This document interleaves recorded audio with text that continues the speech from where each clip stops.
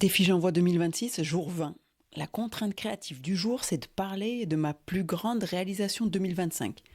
Alors je pourrais te parler de chiffre d'affaires, de lancement, d'apprentissage, de choses que j'ai fait en plus. Mais je t'arrête tout de suite. Ma plus grande réalisation de 2025 n'a rien à voir avec ce que tu crois. Ce n'est pas d'avoir mieux gagné ma vie, c'est d'avoir arrêté de croire que je devais la gagner. Je te laisse découvrir tout ça. Allez, bonne écoute. Bienvenue dans Empowercast. Pendant tout le mois de janvier, j'ai décidé de relever le défi J'envoie, proposé par l'Académie du podcast. Il s'agit de publier un épisode par jour, tous les jours, en tenant compte d'une contrainte créative ou narrative imposée. Pour l'occasion, Empowercast s'est paré d'un nouveau générique et j'espère que tu l'apprécieras et que tu t'amuseras autant que moi à écouter chacune de ces capsules. Pour info, tu pourras retrouver tous les participants à ce challenge grâce au hashtag J'envoie 2026 sur les réseaux sociaux.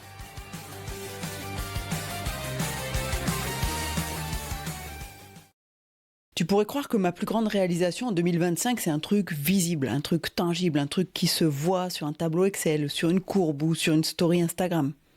Tu pourrais croire que je vais te dire, j'ai doublé mon chiffre d'affaires, j'ai fait exploser mon audience, j'ai lancé un programme de dingo, j'ai rempli une salle de conférence, j'ai eu une reconnaissance extérieure fabuleuse. Et si je te disais que tout ça, c'est presque le réflexe culturel, parce que quand on parle de réalisation, on pense immédiatement à performance, à résultat, à validation externe. Comme si le monde avait besoin d'un reçu pour attester que ta vie est légitime. Et c'est là que ça commence à devenir intéressant. Parce que dans l'entrepreneuriat, surtout quand tu es solopreneur, tu peux très vite te retrouver à courir après des preuves. Des preuves que tu avances, des preuves que tu réussis, des preuves que tu es sur la bonne voie. Et le piège, c'est que tu peux même finir par confondre deux choses. Construire une activité et mériter d'exister. Dit comme ça, je sais, ça pique un peu. Mais si tu as déjà senti cette petite tension, celle qui te pousse à faire un peu plus même quand tu es déjà au max, alors tu vois exactement de quoi je parle. Et c'est pour ça que non, ma plus grande réalisation en 2025, c'est pas un chiffre. C'est un basculement intérieur beaucoup plus discret et beaucoup plus décisif. Il y a une expression qu'on utilise tout le temps sans même y penser, une expression qui a l'air neutre, presque évidente, et moi je te le dis tout de suite, elle m'horripile. Cette expression, c'est « gagner sa vie ». Je l'ai utilisée moi aussi pendant longtemps, comme tout le monde, et puis un jour je me suis arrêtée dessus, vraiment. Pas pour l'analyser intellectuellement, mais pour sentir ce qu'elle faisait là, à l'intérieur.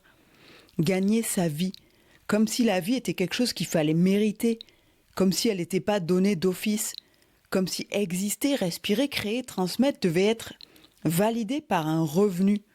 Et là, j'ai vu un truc inconfortable mais très clair. Cette expression, elle installe une pression sourde et permanente. Elle te dit en filigrane, si tu gagnes pas assez, tu n'es pas assez. Si tu ralentis, tu triches. Si tu te poses, tu abuses. C'est pas violent de manière frontale, c'est bien pire que ça, c'est insidieux.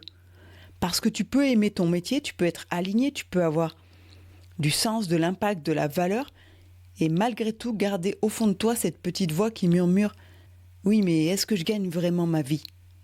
Et cette voix-là, elle te laisse jamais tranquille. Elle t'empêche pas d'avancer, elle t'empêche de te poser. Et pendant longtemps, j'ai même pas remis ça en question.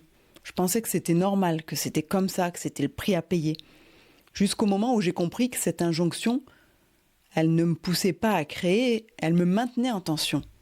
Alors il n'y a pas eu de grand événement, j'ai pas fait un burn-out par rapport à ça, j'ai pas eu une rupture nette. Et c'est important que je le dise parce que parfois on croit que les vrais basculements, ils doivent être violents pour être légitimes.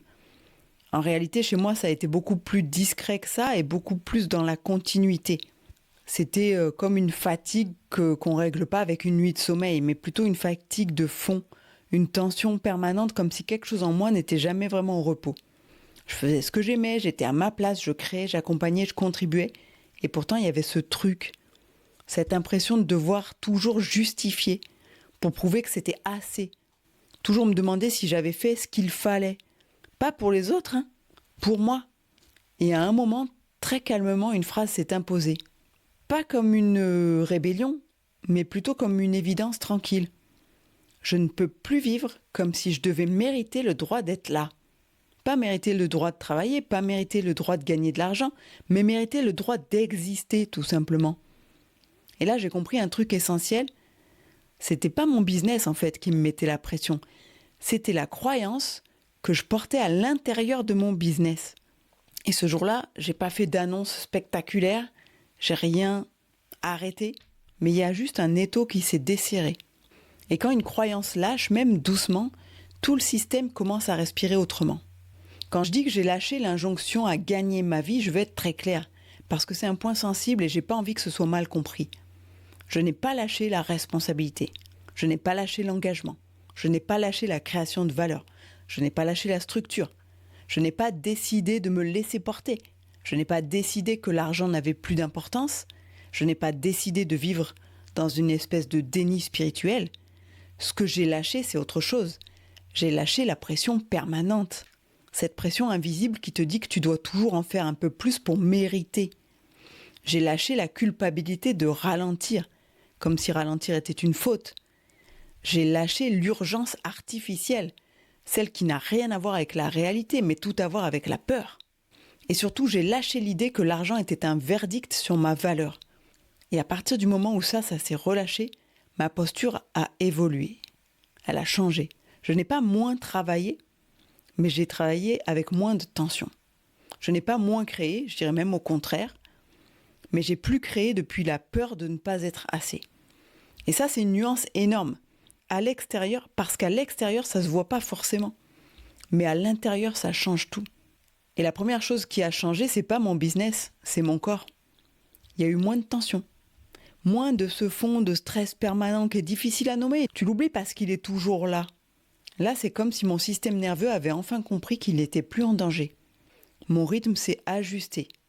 Et j'ai pas ralenti au sens de j'ai moins fait. J'ai ralenti au sens de j'ai arrêté de courir après quelque chose d'invisible. J'ai arrêté de devoir prouver, justifier, compenser envers moi-même. Dans ma manière de créer aussi, ça a changé parce que les idées sont venues plus clairement, moins nombreuses et encore, mais plus justes. Je ne créais pas pour rassurer, pour me dire que j'avais plein de ressources à ma disposition, mais je créais pour dire quelque chose de vrai. Et ça change aussi la qualité de ta présence, la manière dont tu parles, dont tu accompagnes, dont tu prends des décisions. Ce lâcher-prise, il n'a pas rendu ma vie plus floue, il l'a rendue plus stable. Parce que quand tu n'essaies plus de mériter ta place, tu peux enfin t'y asseoir. Et si je partage tout ça avec toi aujourd'hui, c'est pas pour te dire quoi faire, ni pour te convaincre de quoi que ce soit. C'est juste pour te laisser avec une question. Une vraie, qui est peut-être pas confortable, mais qui est honnête. Pour soi. Et si ce qui t'épuise aujourd'hui, c'était pas ton manque de résultats, mais la croyance que tu dois mériter le droit d'exister. Prends-la comme elle vient, cette question, t'as rien à en faire tout de suite. Tu peux juste la laisser résonner. Parce que parfois, la plus grande réalisation, c'est pas d'ajouter une ligne de plus à ce qu'on fait, c'est d'enlever une pression de trop à ce qu'on est. Et ma plus grande réalisation en 2025, tu vois, elle n'a rien à voir avec ce que tu crois. J'ai pas mieux gagné ma vie, j'ai arrêté de croire que je devais la gagner.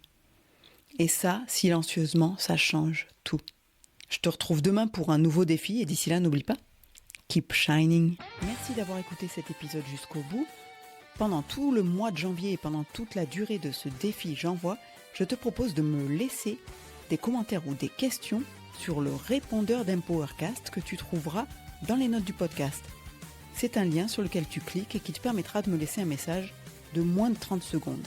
Mais il y a déjà de quoi en dire en 30 secondes. Allez, j'ai hâte d'écouter ton message. À demain!